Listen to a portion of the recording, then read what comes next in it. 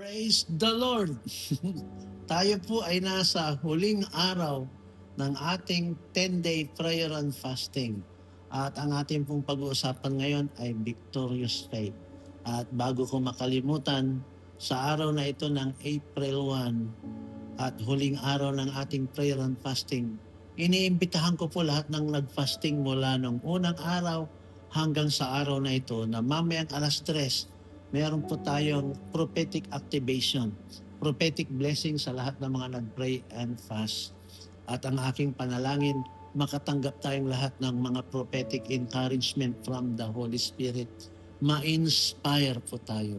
And today, sa ating panghuli na araw ng ating pag-aayuno, ang ating pag-uusapan, pagkatapos ng 10 days, ang ating pong pag-uusapan ay victorious faith, isang pananampalatayang matagumpay. Mga kapatid, ang sabi niya sa 1 John chapter 5 verse 4, "This is the victory that we have overcome the world. This victory is our faith." Even our faith, ang tagumpay po natin na kung saan natalo natin ang mundo ay sa pamamagitan ng ating pananampalataya. Kaya kung meron kang pananampalataya sa Panginoon, ikaw ay matagumpay.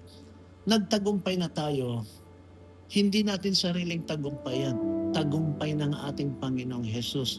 Doon sa cross, tinalo na niya ang dyablo, tinalo na niya ang kamatayan, tinalo na niya ang sumpa, tinalo niya ang kahirapan, tinalo niya lahat ng sakit, at ang panalong yan ay inililipat sa atin.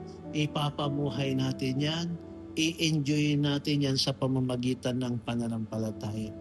1 Corinthians 15:57, sabi niya doon, "Salamat sa Diyos na siyang nagbigay sa atin ng tagumpay sa pamamagitan ng ating Panginoong Jesus." Talking about faith, ano ba yung faith? Yung salitang faith ayon sa Hebrews 11:1, faith is the substance of things hoped for, the evidence of things not seen. Ang pananampalataya daw ay mga bagay na naniniwala ka kahit hindi mo nakikita, at nagtitiwala ka kahit hindi pa dumarating. Meron kang full assurance. Hindi dahil sa anumang inaasahan mo, kundi dahil ito ay pangako ng Panginoon. At kung tayo ay laging nagtitiwala sa Panginoon at sa kanyang mga pangako, magtatagumpay tayo. Ang aking panalangin, ang bawat isa sa atin, lumago tayo sa ating pananampalataya. Sabi nga ng Bible, ang pananampalataya ay parang isang weapon, parang isang panangga na kahit anong ibato ng kaaway sa atin, sasanggain lang natin yan. Pero siyempre, dapat ang panangga, it should be big enough to cover your whole being.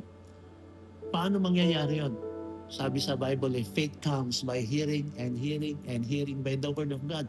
Habang tayo ay laging nakikinig ng salita ng Diyos, lumalaki ang ating pananampalataya. At kapag lumalaki ang ating pananampalataya, tayo po'y nagtatagumpay. Sabi sa Bible, Romans 8:37, "We are more than conquerors." Hindi tayo bibigyan ng pagsubok na hindi natin kaya.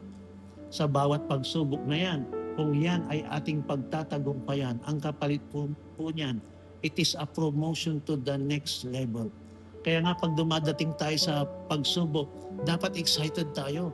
Sapagkat ang kapalit ng pagsubok na yan, kung ating pagtatagumpayan, ay mga promotion at mga blessing. Kaya I just declare na ang bawat isa sa atin ngayon ay patatagin ng Panginoon sa ating pananampalataya. Faith means total trust, buong-buong pagtitiwala sa Panginoon. Kung tatay natin siya, may tiwala tayo sa Kanya. At kung may tiwala tayo sa Kanya, pagtatagumpayin niya tayo.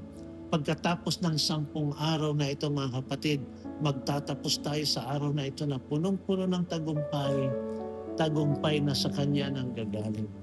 Kaya I just declare na each one of you magkaroon ng pananampalatayang matagumpay. Yung ating faith ma-strengthen. At kapag na-strengthen ang ating pananampalataya, ma-strengthen din natin ang iba. Kaya sa araw na to, mga kapatid, I just declare, itataas ng Panginoon yung level ng inyong faith. because if you have faith, you are victorious. I just declare na ang faith na yan magmamanifest sa inyong buhay, sa inyong kalusugan, sa inyong pananalapi, sa inyong pamilya at sa ating church. I declare God's blessing over you in Jesus' name. Amen.